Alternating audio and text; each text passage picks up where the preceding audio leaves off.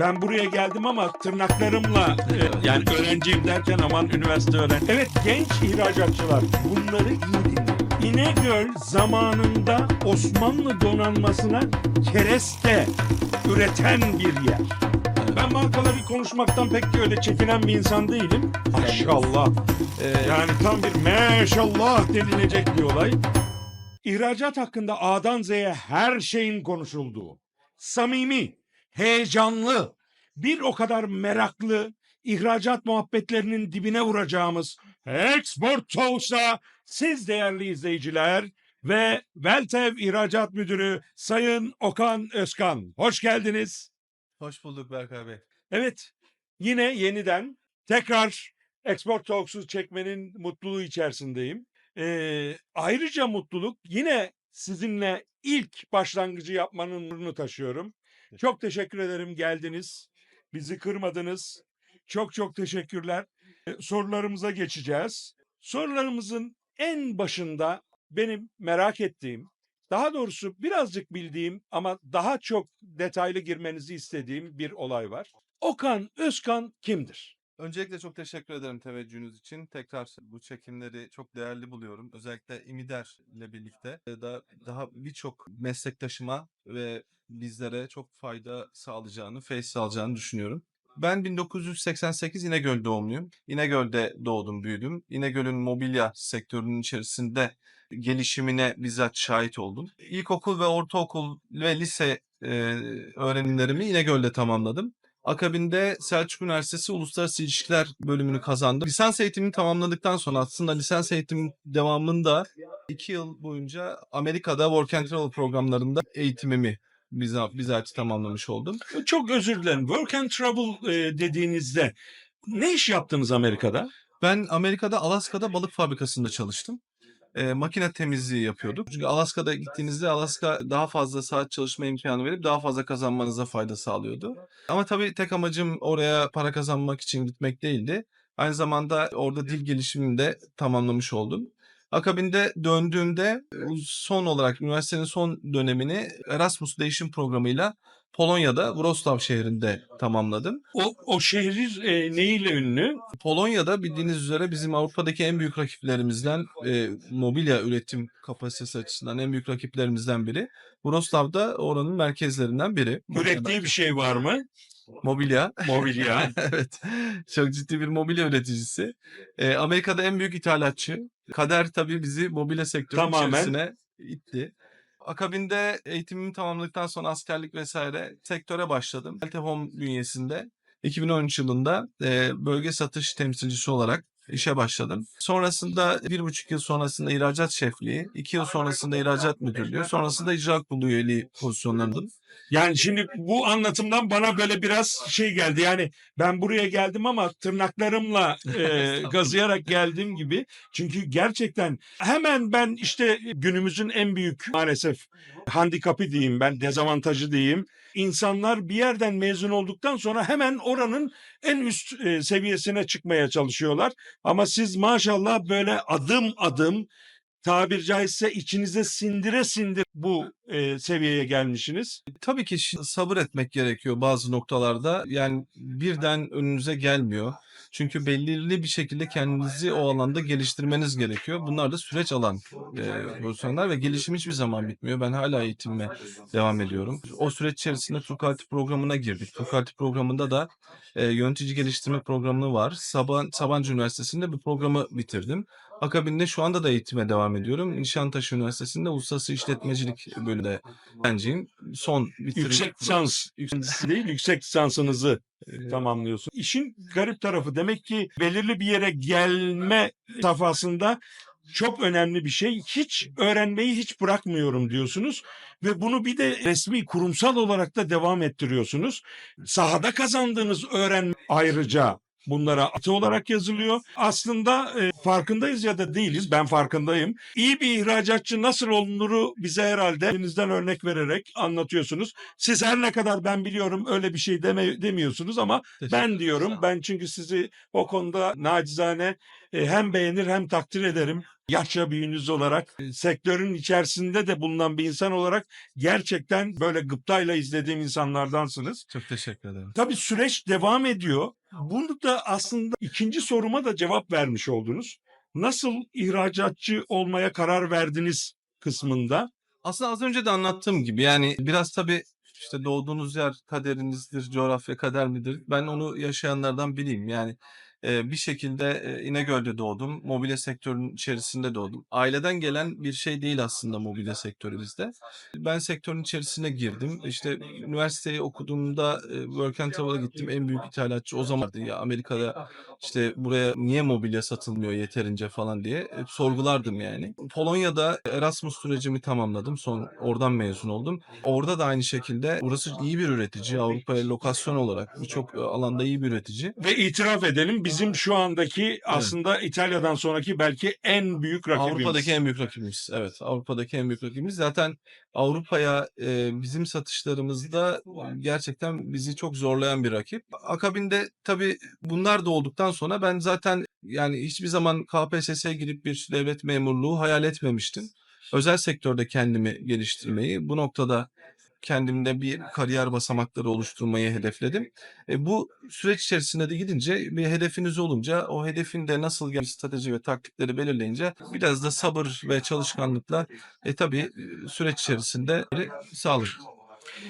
Bir ihracatçının böyle size gelse, mesela benim oğlum gelsin size sorsa, Zeynel Kaan size dese ki ya ihracatçının olmazsa olmaz böyle 4-5 maddesini bana sayar mısınız dese ne sayarsınız? Ya şimdi şöyle ya en başta şunu söylemek istiyorum. Ya sonuçta söz konusu olay bir ticari faaliyet.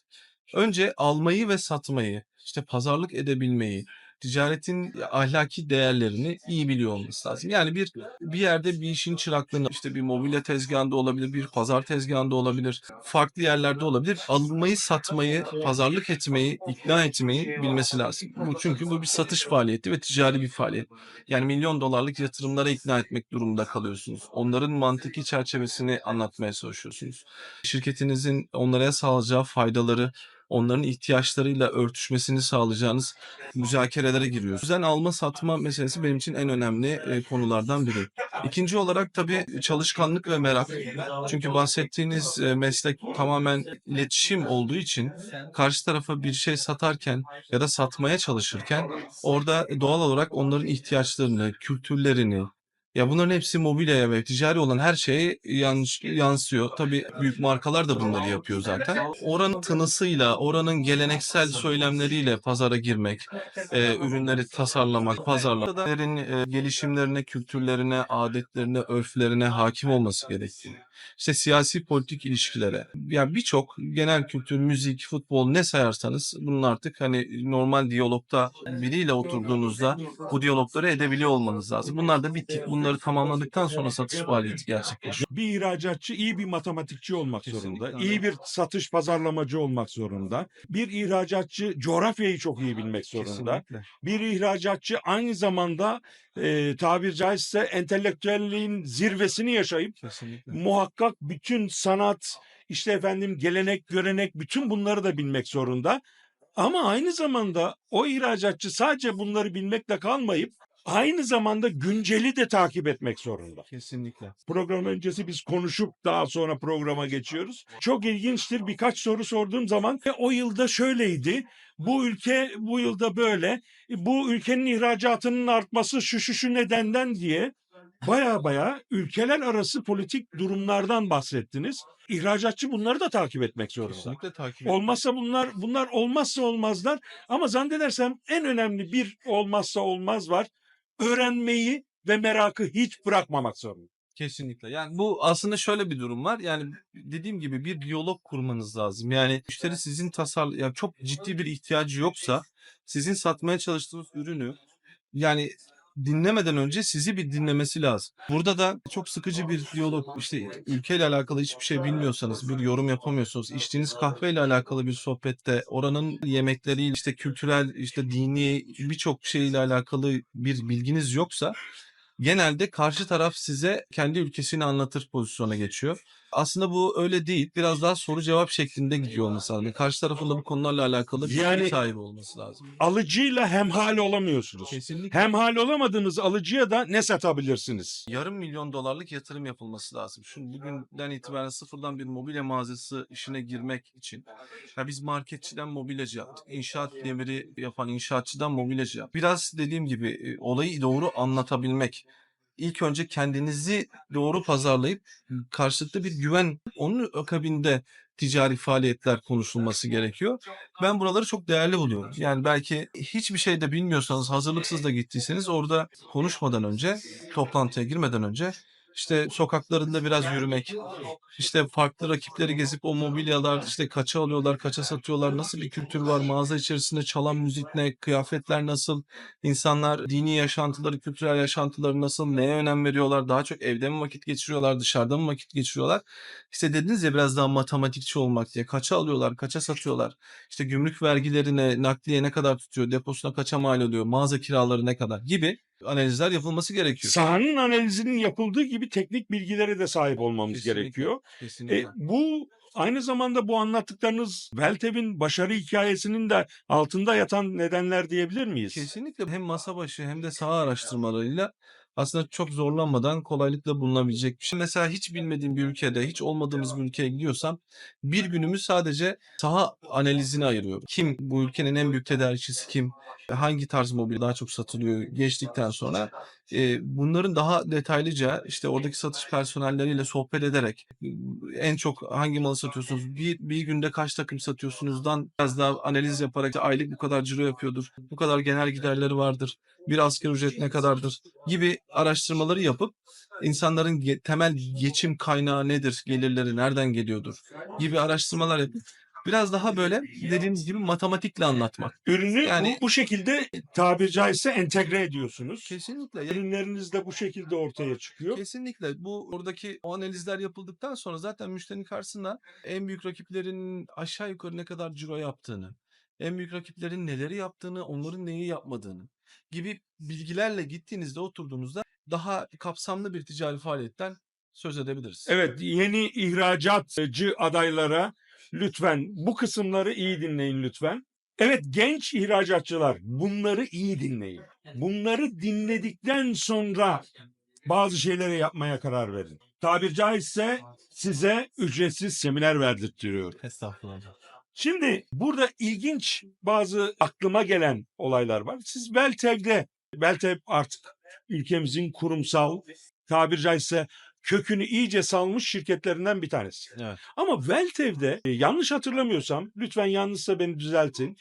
Veltev'in, Mustafa Bey özellikle, onlar İstanbul'dan İnegöl'e taşınıyor. Şimdi normalde insan ticaret yapmak istediğinde neden İstanbul'dan İnegöl'e gelir? Bu bir mobilya açısından ben onu çok ilginç buluyorum. Çünkü bilenleriniz vardır, bilmeyenleriniz vardır. Hemen onu ilaveten söyleyeyim. İnegöl zamanında Osmanlı donanmasına kereste üreten bir yer. Bir hikayesi var. Lütfen İnegöl'ü lütfen değerinde bilelim. İnegöl, bakın, mobilya üretmek farklıdır. Evet, iyi kaliteli üretmek gerekir. Ama mobilyadan daha da öte geminin kerestesi çok sağlam olmak zorundadır. Çok ciddi bir iştir ve gemilerin keresteleri, Osmanlı donanmalısının gemilerinin keresteleri İnegöl'den gidiyordu. Yani hatalarımız olabilir, yanlışlarımız olabilir. Ama lütfen İnegöl'ün değerini bilelim. Lütfen. Şimdi oradan buraya geliyorlar. Sizin isminizin hikayesini de biliyorum. Bütün bunların şeyinde üretmek derdiyle. Yanlışsam düzeltin lütfen. Ben öyle biliyorum Beltev'i. Üretime odaklanmış bir şirketsiniz. Başınızdaki tabir caizse en üstünden en altına kadar. Evet. Yani bu işe konsantre olmuşsunuz. Konsantrasyonunuz tamamen bunun üzerine. Ondan sonra yenilerde ben sizi izliyorum. Mesela siz neden 100 ülkeye değil de 50 ülkeye satıyorsunuz? Şimdi Veltev'in başarı hikayesinde çünkü bu soruyu sormam lazım. Bir de bir tane yeni New Joy diye bir şey çıkarttınız. O nedir? Ne değildir? Bize kısaca anlatabilir misiniz? İlk önce şeyden bahsedeyim. Weltev grubun yapılanmasından. Aslında çok hikayeyi anlatmayacağım. Mustafa Bey kendisini de konuk edersiniz, İnşallah. konuşursunuz. Ya şöyle bir şey var. Tüm bu tarz büyük başarılı şirketlerin arkasında bakın. Organizasyonun önünde olan bir kişisel marka vardır. Yani orada da bir başarılı bir lider vardır. O lider etrafında toplanır. Ondan sonra marka kişisel markanın önüne geçer. Şimdi bizde de aynı durum. Mustafa Bey İstanbul'da gayet güzel, şöyle söyleyeyim, çok ciddi anlamda kazançlı ticaretler yaparken bir anda çok radikal bir karar alıp oradaki her şeyini satıp direkt buraya geliyor. Ya bu herkesin alabileceği bir karar değil. Akabinde yatırım başlıyor ve hiç durmuyor. Bu hala daha durmuyor. Yani şu anda firma Türkiye'nin en büyük 3 ihracatçısının içerisinde, Türkiye'nin en büyük 5 markasının içerisinde. Ama biz yatırımlarımıza, üretimimize, pazarlama faaliyetlerimize, çalışan sayılarımızı arttırarak devam ediyoruz yolumuza. Weltev Grup bünyesinde Nivjoy nereden geldi? Biraz aslında bizim 25 yıllık hikayemizdi Genç Odası markasında üretim yapmak. Biz aslında kendi markamız içerisinde bu alanda üretim yapıyoruz. İşin içinde uzmanlaşmadığınızda, bir marka kimliği yüklemediğinizde, bir tasarımla, doğru bir kurumsal kimlikle müşterinin karşısına çıkmadığında aynı ilgiyi bulmuyor. Ve son dönemde biz şunları takip ediyoruz pazar araştırma raporlarında. Bu işler artık hani Genç Odası artık mobilya mağazanın içerisinden çıkıp kendi mağaza, monobrand mağaza olabilecek ve kendi bunu idame ettirebilecek boyuta geldi. İnsanlar evet eskiye göre daha az çocuk sayısına sahibiz ama az çocuğa çok daha kaliteli bir yaşam sunma içerisindeyiz. Özellikle Y kuşağı ve Z kuşağı davranışları bu noktada olduğunu söyleyebilirim. Biz de bunu gördük. Zaten bir hayalimiz de vardı. Zaten yeni 210 bin metrekareye çıkardık bütün yatırım faaliyetlerimizi, üretim alanlarımızı. Kapasitemiz de arttı. Biz bu noktada bir Genç Odası markasının marka haklarını satın aldık. Newjoy'un da bir hikayesi var. Geçmişte ihracatta hem Yani şimdi ihracatta. söylemeden edemeyeceğim, kusura bakmayın. Buyurun. Ülker bizim ünlü bir markamız. Evet. Ben markaları konuşmaktan pek öyle çekinen bir insan değilim. Gitti Godiva'yı aldı tabir caizse. Siz de o New Joy'un hikayesinde zamanında gerçekten iyi bir etki bırakmış İyi bir firmayı satın aldınız. Oradan devam ettiniz. Peki şunu sormak istiyorum. İşte off the record mu diyelim burada, ne diyelim onu da bilmiyorum. Çilek'ten esinlendiniz mi? Çilek çok gururla takip ettiğimiz bir marka. İnegöl'ün de çok sadece İnegöl'ün değil Türk mobilya sektörünün çok değerli markaları. Çilek'ten esinlenmedik ama Nijo'nun ayrı bir kimliği var. Biz Nijo'yla biraz daha çocukların mağaza içerisinde daha fazla zaman geçirebileceği alanlar tasarladık. Biraz daha çocuklar ne denir, nelere karar verir, neler ister. İşte 0-5 yaş arasında kullandığı mobilyayı 5-12 yaşında değiştirerek kullandırabiliriz'i araştırdık. Biz biraz bu noktaya evrildik. Bu noktada Çilek en önemlilerinden biri, en markalarından biri. Gururla da her yerde söylüyorum. Ama bizim Yerli malımız. yerli malımız tabii ki bizim markamız. Nasıl istikbal bu konuda böyleyiz. Çilek de bu alanın liderleri içerisinde.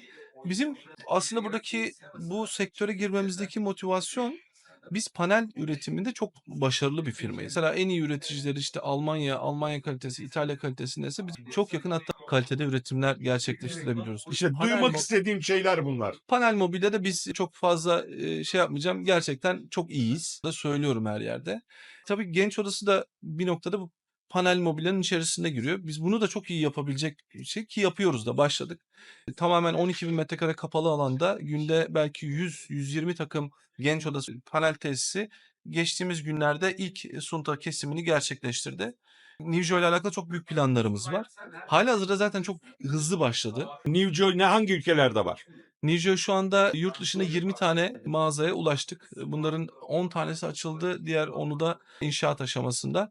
Yurt içerisinde de 50 mağazaya hedefliyoruz. Şu anda 35 tanesinin imzası atıldı. 20 tanesi açıldı. 15 tanesi de inşaat aşamasında. Hangi ülkeler? Şu anda Libya'da, Irak'ta, Suudi Irak, Arabistan'da, Suudi Arabistan. Kazakistan'da ve Kırgızistan'da çalışmalarımız mağaza olarak mağaza. Arabistan'da bir tane mi? Suudi Arabistan'da değil, Suudi Arabistan'da 9 tane mağaza açmayı planlıyoruz. Maşallah.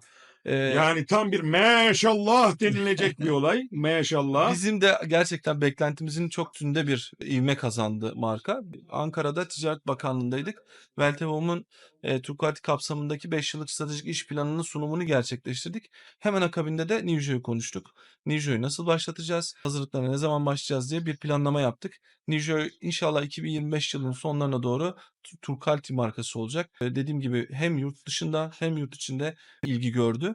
Biz bunu daha da ilerleteceğiz çünkü çok, gerçekten dersimize çok iyi çalıştık. Bir yıl boyunca bu konsept üzerinde çalışmalar yapıldı.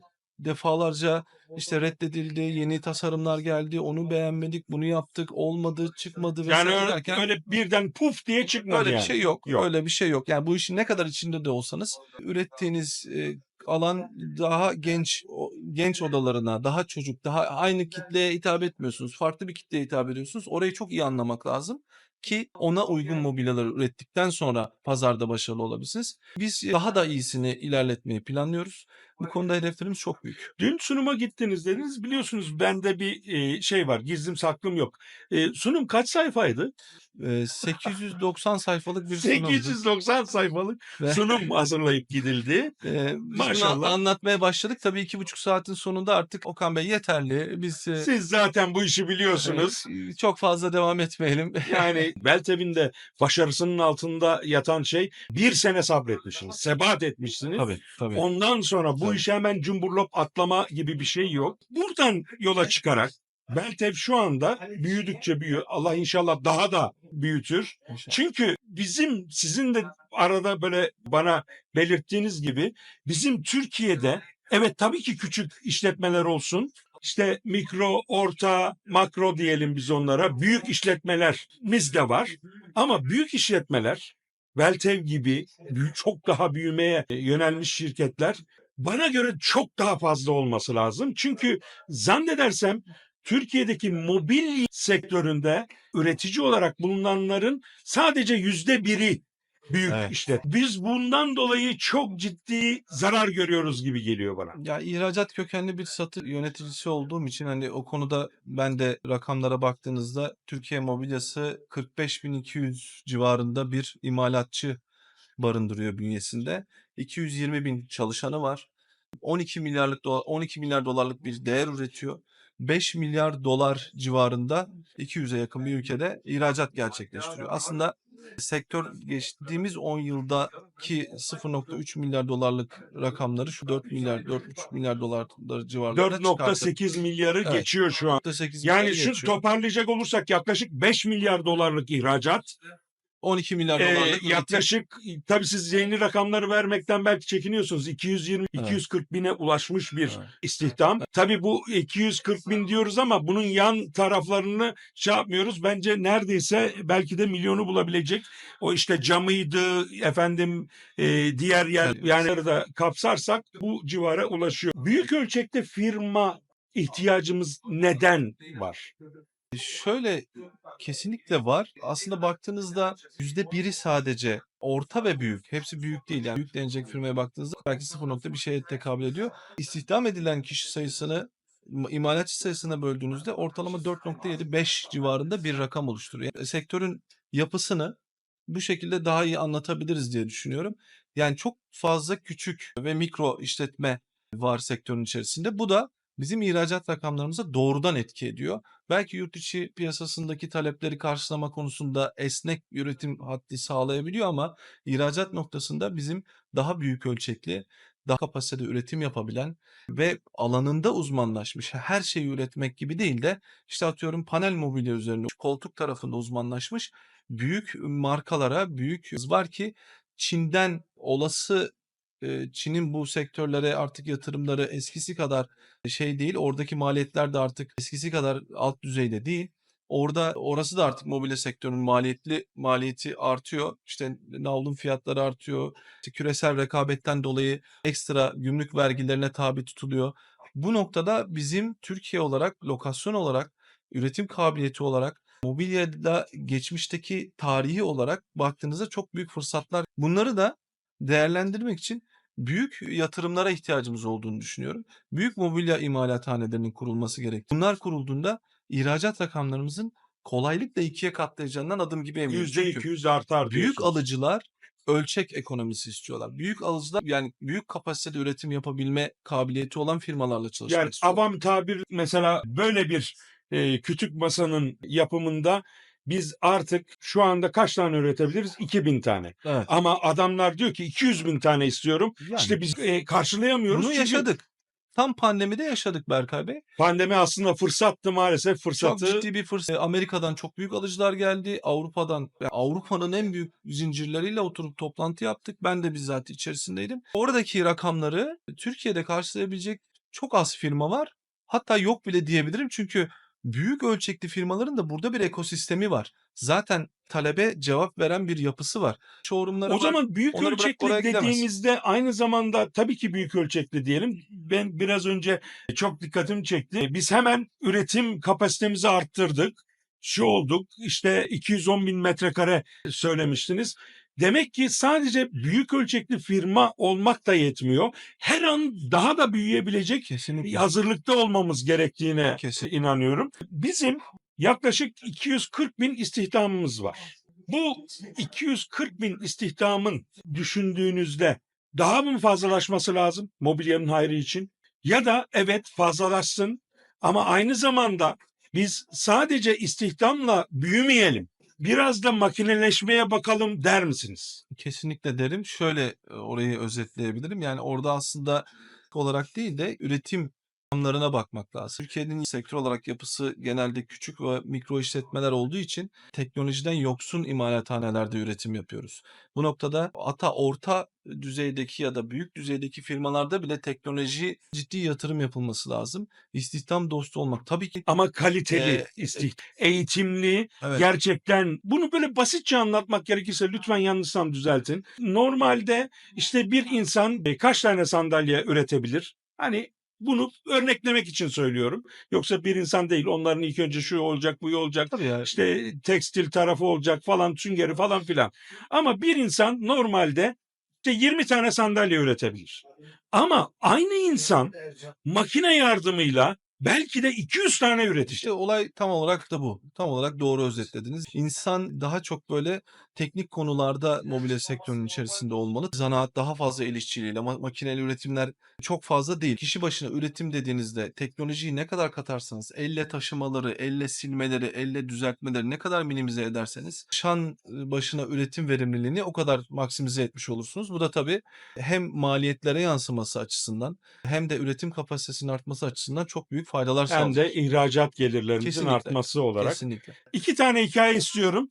Bir hikayeyi part 1 yani o 1. bölümün sonuna koyacağız. Diğer hikayeyi 2. bölümün sonuna koyacağız. Ben ilk önce Afrika'yı istiyorum, sonra Irak'ı anlatın. Geçtiğimiz ayda bir Güney Sudan seyahatim oldu. Güney Sudan çok farklı bir ülke.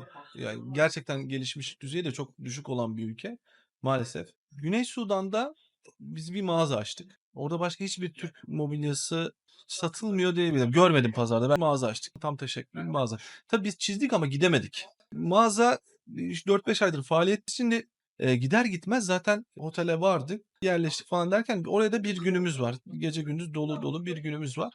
Biz gittik oradaki sağ olsun ateşemiz de geldiğimizden haberdar olmuş ve direkt bizi aradı. Ateşi aradı size. Ateşemiz yani gerçekten ateşelerimiz bazı noktalarda çok özverili ateşelerimiz var. Buradan kendilerine de teşekkür edeyim. Aradı, bizi gezdirdi, dolaştırdı. Ben de şaşırıyorum. Yani bana şöyle bir diyalogumuz oldu. Kalıyorsunuz. Ya işte dedim Sayın Ateşem, Uğur Bey, oteller niye bu kadar pahalı? Niye beni aramadınız? Ben ayarlardım otelinizi falan dedim. Estağfurullah ben sizi böyle bir şey için nasıl rahatsız edebilirim diye bir diyalog oldu ya. O kadar detaya inmişler sağ olsunlar. Biz gezdik pazarı, yemek yedik vesaire falan derken bizim bir gün ayırdık ama mağazada yapılacak bir sürü de işimiz var. Sağ olsun sonra büyükelçi de bizi görüşmeye davet etti. Yaklaşık böyle 1 saatlik çay kahveli güzel hoş bir sohbet gerçekleştirdik kendileriyle. Derken bizim gün bitti gibi falan mağazaya geldik. Çıkarttık ceketlerimizi. Dedim yani personelin teknik bilgisi çok önemli. Mağaza yerleşimi, mimari projeyi okuması gerekir. Ürün kurulumlarını bilmesi gerekir diye. Biz çıkarttık ceketimizi, sıvadık kolları. Biz Mağazayı temizlediniz. mağazayı çiçek gibi yaptık. Saat 10'u geçti. Akabinde ekiple de bir toplantı yaptık. Sunucu ekiplere bazı detay, sistem kullanımıyla alakalı detaylar verdik. İşte mağaza yerleşimi, kampanyalar, işte nasıl yapılacak, sosyal medya hesapları. Güzel bir eğitim oldu. 1 saatte öyle geçti. Saat 11.30'a yaklaştı. Biz de eve gideceğiz. Ben de müşterimiz söyledi bana saat 8'den sonra dışarı çıkmak Çok şey değil falan da biz de hani ben ne olabilir diye düşündüm en fazla. Evet.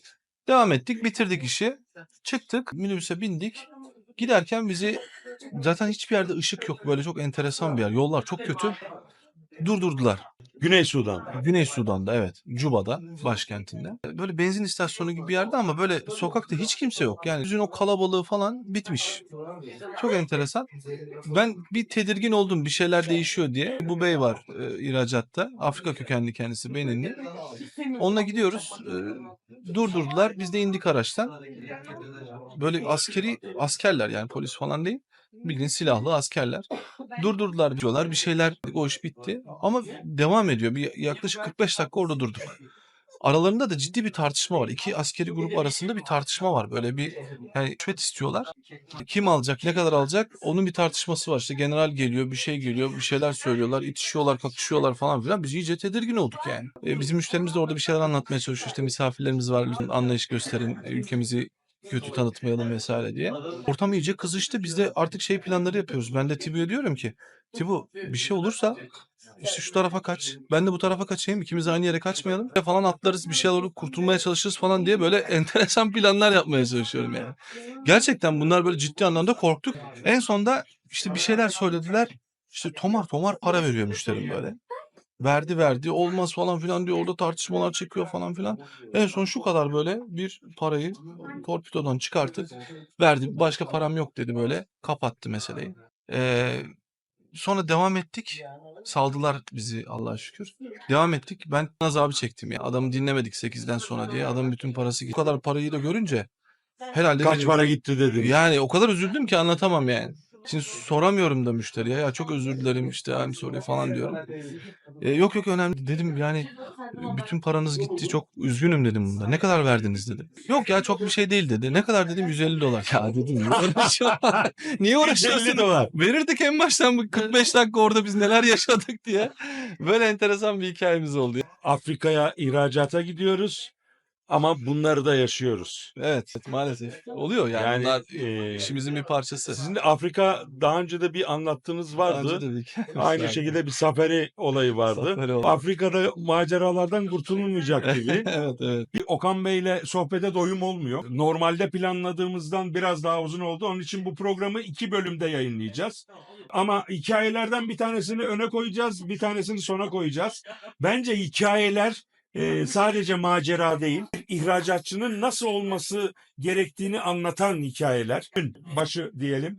Birinci bölümde zaten o samimi, heyecanlı Export Talks diye başlamıştım. Şimdi bu ikincinin başlangıcı. İzleyin, izlettirin. Export Talks is coming.